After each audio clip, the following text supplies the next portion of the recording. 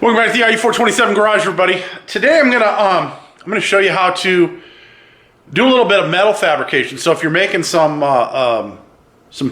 extra panels, or maybe you're making a drop trunk box like I'm putting together here for a customer, you want to know how to cut a straight line in between two cuts that you've made with your death wheel and angle grinder. So come right back and I'll show you exactly how we're doing that while I'm working on one of these drop trunk boxes.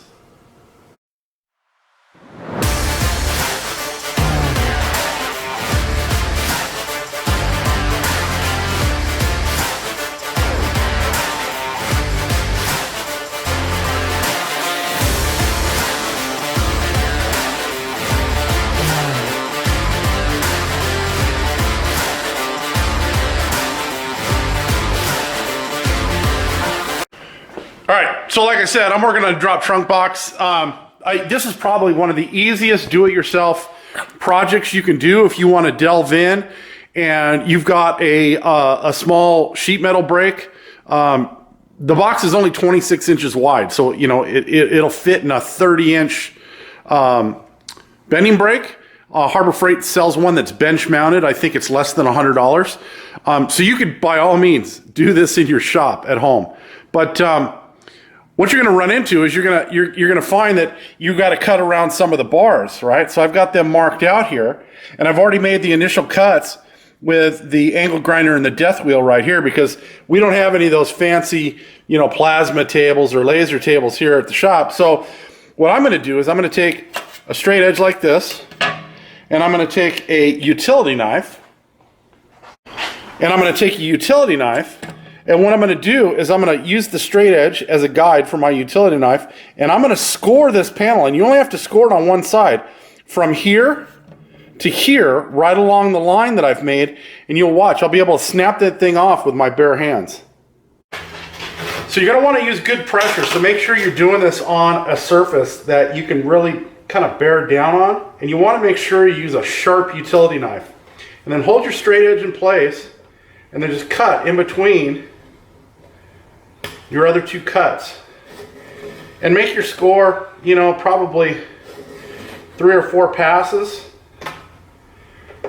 because the deeper that you can score it, the easier it's going to snap off. So then just kind of hold it up and bend it a little bit each way. All right, so we're just going to work this thing back and forth until we can get it to snap off.